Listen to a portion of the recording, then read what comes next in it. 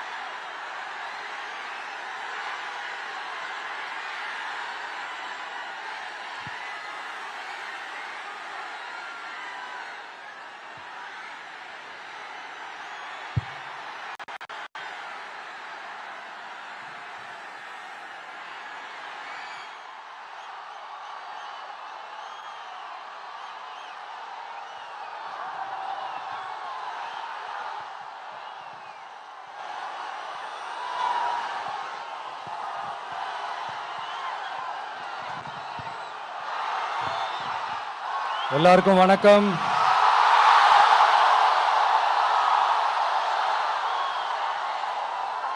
எல்லாரும் எப்படி இருக்கீங்க? சாப்பிட்டீங்களா?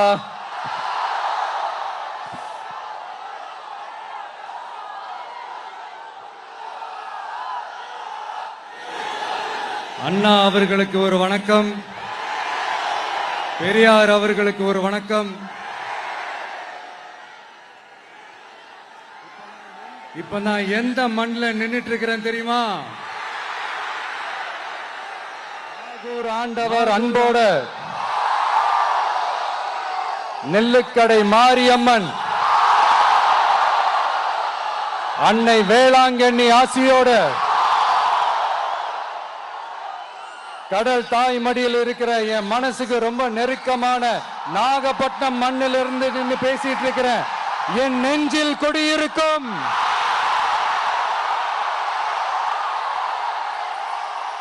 உங்கள் அனைவருக்கும் என்னைக்குமே ஒரு மீனவ நண்பனா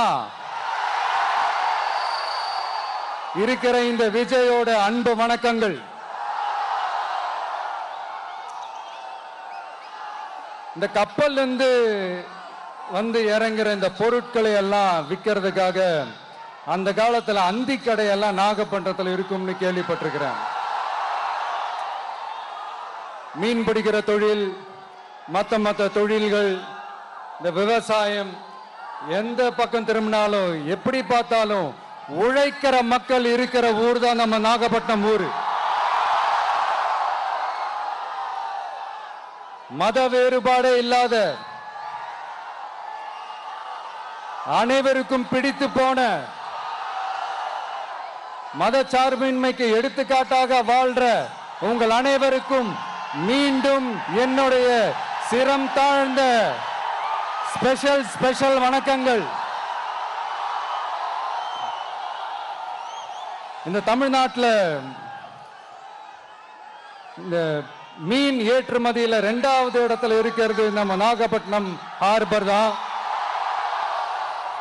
ஆனா அங்க நவீன வசதிகளோட இந்த மீன் பதப்படுத்துற இந்த மாடர்ன் தொழிற்சாலைகள்லாம் இல்லை.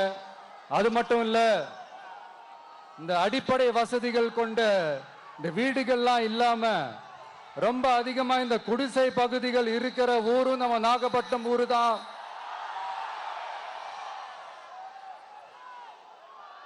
இந்த முன்னேற்றத்திற்கெல்லாம் எங்கள் ஆட்சி தான் சாட்சி. அப்படி இப்படின்ட்டு இந்த அடுக்குமொழியில பேசி அது நம்ம கேட்டு காதுல இருந்து ரத்தம் வந்ததான் மிச்சம். இவங்க ஆண்டது பத்தாதா? இப்படி தவிக்கிறாங்களே நம்ம மக்கள், அது பத்தாதா?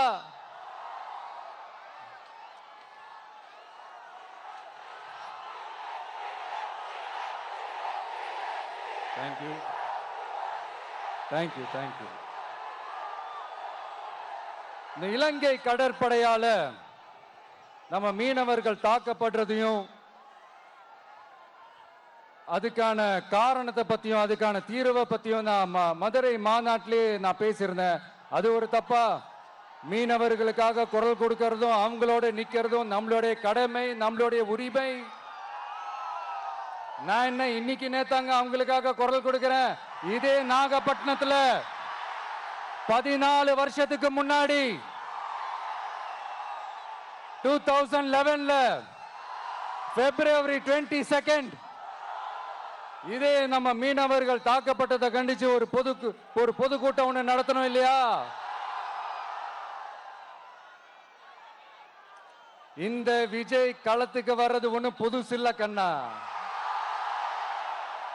எப்போ எப்போ எப்போ வந்தாச்சு. என்ன ஒண்ணு, முன்னாடிலாம் விஜய் மக்கள் இயக்கம் என்ற அந்த இயக்கமா நிற்போம். இப்ப தமிழக வெற்றி கழகம் என்ற அந்த ஒரு அரசியல் இயக்கமா நிக்கிறோம். அவ்வளவுதான் வித்தியாசம். அன்னைக்கும் சரி, இன்னைக்கும் சரி, இனிமேலும் சரி, மக்களுக்காக மக்களோட நிக்கிறது தான். இது புரிய வேண்டியவங்களுக்கு புரிஞ்சா சரி.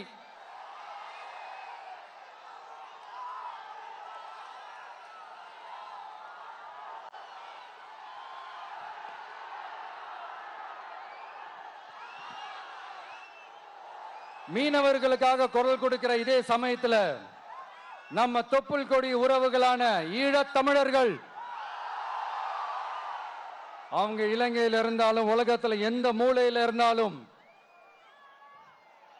தாய்ப்பாசம் காட்டின தலைவனை இழந்து தவிக்கிற அவங்களுக்காகவும் குரல் கொடுக்கிறது, அவங்களுக்காகவும் நிக்கிறது நம்மளோட கடமை இல்லையா?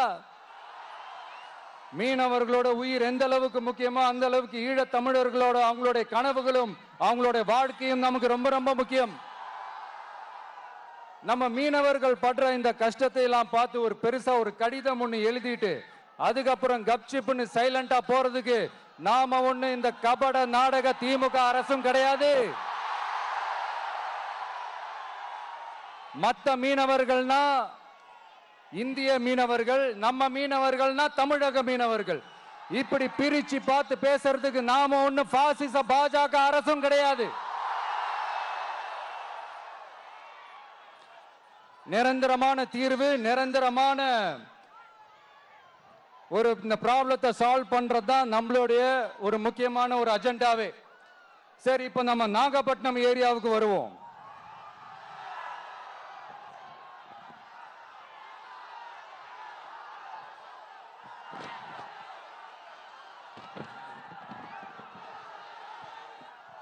இங்க இருக்கிற மண் வளத்தை பாதிக்கிற இறால் பண்ணைகளை முறைப்படுத்தணும். அப்பதான் மீனவர்களோட வாழ்வாதாரமும் விவசாயிகளோட வாழ்க்கையும் பாதிக்காம இருக்கும். கடலோர கிராமங்கள்ல மீன் அரிப்புல இருந்து பாதுகாக்கிற அலையாத்தி காடுகளை அழிக்கிறத பத்தி தடுத்து நிறுத்தி அதுக்கு ஒரு வழி பண்ண வேண்டிய அரசாங்கத்துக்கு இதை விட ஒரு முக்கியமான ஒரு வேலை ஒண்ணு இருக்கு. அது என்ன தெரியுமா? சொந்த குடும்பத்தோட வளர்ச்சியும் சொந்த குடும்பத்தோட சுயநலமும் தான் அந்த முக்கியமான வேலை. இங்க இருக்கிற மக்களுக்கு குடிக்க தண்ணி இல்லாம தவிக்கிறாங்க. அதுக்கு தீர்வா காவிரி தண்ணியை கொண்டு வரலாம், மக்களோட தாகத்தை தீர்க்க. கொண்டு வந்தாங்களா? இவ்வளவு பாரம்பரிய கடல் சார்ந்த ஊர்ல ஒரு கவர்மெண்ட் மெரைன் காலேஜ் ஒன்னு கொண்டு வரலாம். கொண்டு வந்தாங்களா? மீன் சம்பந்தமான எந்த தொழிற்சாலையும் அமைக்கல. அமைச்சாங்களா? அட்லீஸ்ட் நிறைய பேருக்கு வேலை வாய்ப்பு கிடைக்கிற மாதிரி தொழில் வளர்த்தியாவது பெருக்கலாம். அதையாவது செஞ்சாங்களா? ஆனா ஒவ்வொரு டைமும் வெளிநாட்டுக்கு டூர் போயிட்டு வர்றப்பெல்லாம் அத்தனை கோடி முதலீடு, இத்தனை கோடி முதலீடுன்னு சிஎம் அவர்கள் சிரிச்சுக்கிட்டே சொல்லுவாரு. சிஎம் சார், மனசை தொட்டு சொல்லுங்க, வெளிநாட்டு முதலீடா இல்ல வெளிநாட்டுல முதலீடா? ஒட்டுமொத்த தமிழ்நாட்டுக்கும் முதலீடா இல்ல உங்க குடும்பத்தோட முதலீடு வெளிநாட்டுக்கு போகுதா? வேளாங்கண்ணி, நாகூர், கோடியக்கரைன்னு இங்க இருக்கிற டூரிஸ்ட் பிளேஸ் எல்லாம் கொஞ்சம் நல்லா டெவலப் பண்ணலாம். பண்ண என்ன குறைஞ்சா போயிடுவீங்க? வேதாரண்யம் பகுதியில் உப்பு ஏற்றுமதி செய்யறதுக்கு வசதியை செஞ்சு கொடுக்கலாம். செஞ்சாங்களா? நாகூர் ஆண்டவர் அரசு மருத்துவமனையில பிரசவம் பார்க்கிற டாக்டரே இல்லையா? நாகப்பட்டினம் புது பஸ் ஸ்டாண்டையாவது சுத்தமா சுகாதாரமா வச்சுக்கிறாங்களா? நாகப்பட்டினம் ரயில்வே ஸ்டேஷன் வேலைகளை சீக்கிரமா முடிச்சு வைக்கலாம், அதையாவது செஞ்சாங்களா? இங்க ஏற்கனவே இருந்த ஸ்டீல் ரோலிங் மில்லையும் ரயில் பெட்டி தயாரிக்கிற தொழிற்சாலை மூடிட்டாங்க. அத மறுபடியும் திறந்தா நிறைய பேருக்கு வேலை வாய்ப்புகள் கிடைக்கும். ஏன் அதை பத்தி யோசிக்கல? மேலக்கோட்டை வாசல் NH மேம்பாலம் கட்டி 50 வருஷம் ஆச்சு. அது சரியா மேம்படுத்தலாம், அதை செஞ்சாங்களா? Thanjavur to Nagapattinam NH road வேலை பல வருஷமா நடக்குது, இன்னும் முடிச்ச பாடே காணும். அதை வேகப்படுத்தி முடிச்சிருக்கலாம், அதையாவது செஞ்சாங்களா? ரொம்ப முக்கியமா நெல்லு மூட்டையெல்லாம் மழை காலத்துல வெள்ளத்துல நனைஞ்சு நம்ம விவசாயிங்க எவ்வளவு வேதனைப்படுறாங்க. அதுக்கு சரியான ஒரு குடவுன் கட்டி தரலாம், அதையாவது கட்டி தந்தாங்களா? எலெக்ஷனுக்கு முன்னாடி திமுக காரங்க வந்து செய்வோம் செய்வோம் செய்வோம் செய்வோம்னு சொன்னாங்களே, செஞ்சாங்களா? இதெல்லாம் எதுவுமே செய்யாம எல்லாத்தையும் செஞ்ச மாதிரியே அதையும் பெரியமையா வேற சொல்லுவாங்க இவங்க. நான் வந்து போன வாரம் திருச்சிக்கும் அரியலூர் மாவட்டத்துக்கும் போய் நம்ம மக்களை சந்திக்க போயிருந்தேன். அப்போ பெரம்பலூரும் போக வேண்டியது. அங்க சில ரூல்ஸ் அண்ட் ரெகுலேஷன்ஸ், ஒரு கட்டத்துக்கு அப்புறம் இந்த பஸ்ஸே மூவ் ஆகல. அதுக்கப்புறம் அதை தாண்டி ஒரு டைமுக்கு மேல பேசுறது, சரி அதெல்லாம் விடுங்க. இந்த நேரத்தில் பெரம்பலூர் பகுதி மக்களுக்கு நான் மன்னிப்பு கேட்டுக்கிறேன்.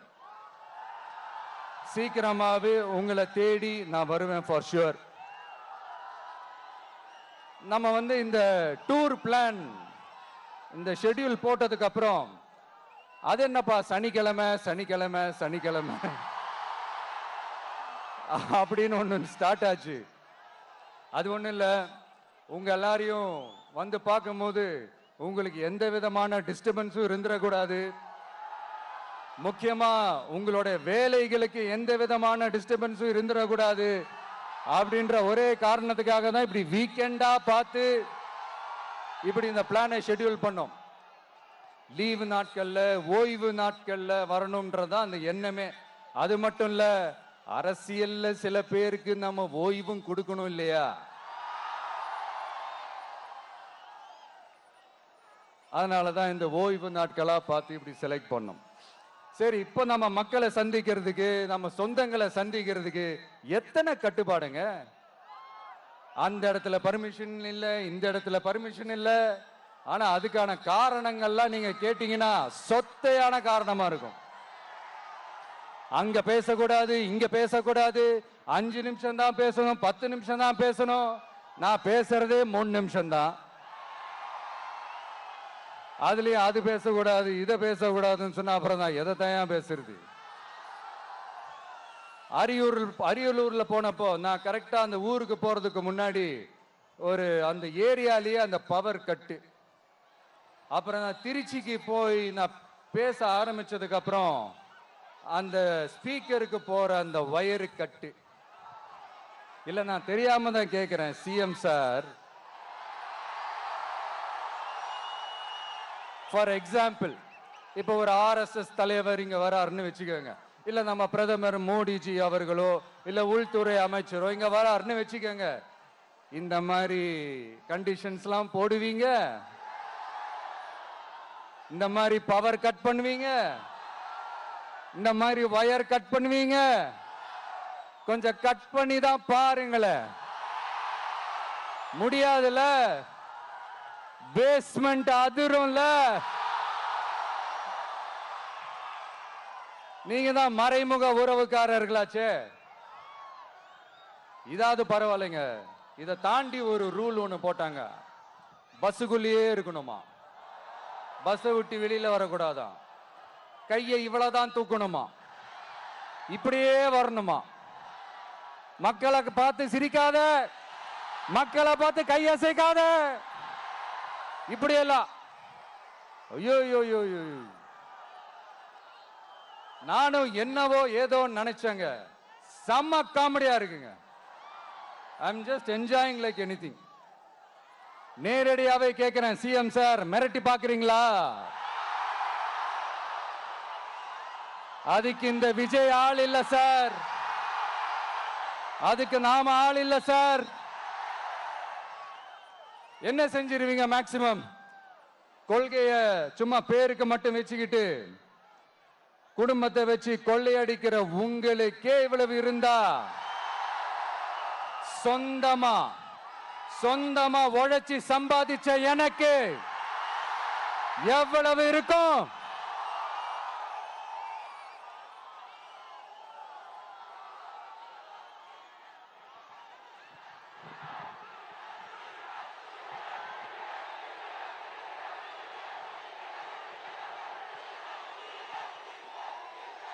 தேங்க்யூ நண்பா.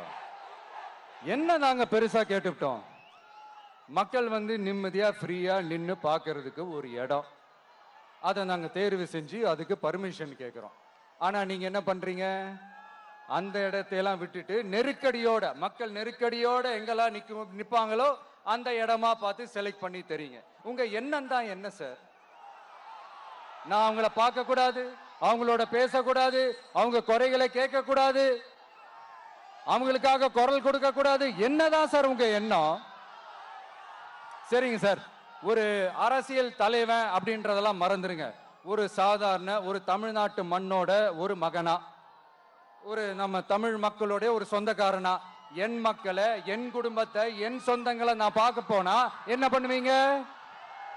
அப்பவும் தடை போடுவீங்களா? வேணாம் சார். இந்த அடுக்குமுறை, இந்த அராஜக அரசியல்லாம் வேணாம் சார். நாம ஒண்ணு இங்க தனியால் இல்லைங்க சார், மாபெரும் மக்கள் சக்தியோட பிரதிநிதிங்க சார், மாபெரும் பெண்கள் சக்தியோட சகோதரன் சார், மாபெரும் இளைஞர் இயக்கமா இருக்கிறோம் சார்.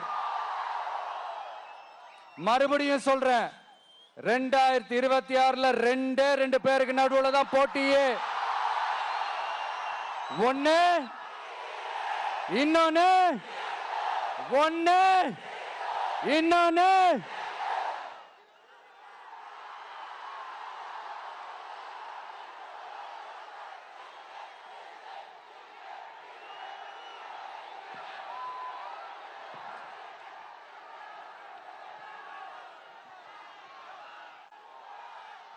இந்த பூச்சாண்டி வேலையெல்லாம் காட்டுறதை விட்டுட்டு தில்லா கெத்தா நேர்மையா எலெக்ஷனை சந்திக்க வாங்க சார். பார்த்துடலாம் சார். கொள்கையை பேருக்கு மட்டும் வச்சுக்கிட்டு குடும்பத்தை வச்சு தமிழ்நாட்டை கொள்ளையடிக்கிற நீங்களா, இல்ல தமிழ்நாட்டில் இருக்கிற ஒவ்வொரு வீட்டுக்குள்ளேயும் ஒருத்தனா இருக்கிற நானா, இந்த விஜயா? பார்த்துடலாம் சார். இனிமேலும் இந்த தடைகள்லாம் போட்டீங்கன்னா நான் நேரடியா மக்கள்கிட்டயே பர்மிஷன் கேட்டுருவேன். மக்களே நீங்க சொல்லுங்க, நான் உங்களை பார்க்க வரக்கூடாதா? நான் உங்களோட பேசக்கூடாதா? உங்க குறைகளை நான் கேட்க கூடாதா? உங்களுக்காக நான் குரல் கொடுக்க கூடாதா? இப்படி நமக்கு தடையா போடுறாங்களே, இந்த திமுக அரசு மறுபடியும் ஆட்சிக்கு வரணுமா? உங்க நல்லதுக்காக நம்ம உங்க டிவிக்கு ஆட்சி அமையணுமா? சத்தமா கேட்டுச்சா மை டியர்? ஏன்பா, நான் தான் அப்பவே சொன்னல, அவருக்கு ஆசையா பாசமா கூப்பிட்டா பிடிக்க மாட்டேங்குது. ஏன்பா மறுபடியும்?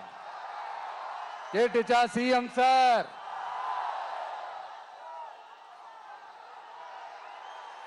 இந்த போர் முழக்கம் உங்களை ஒரு நிமிஷம் கூட தூங்க விடாது, துரத்திக்கிட்டே வரும்.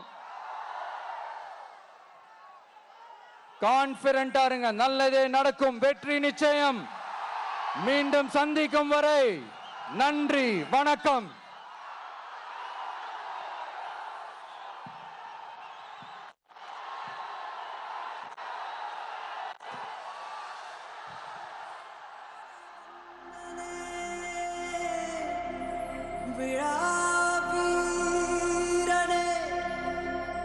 பெரியாரின் பேரனே மன்னா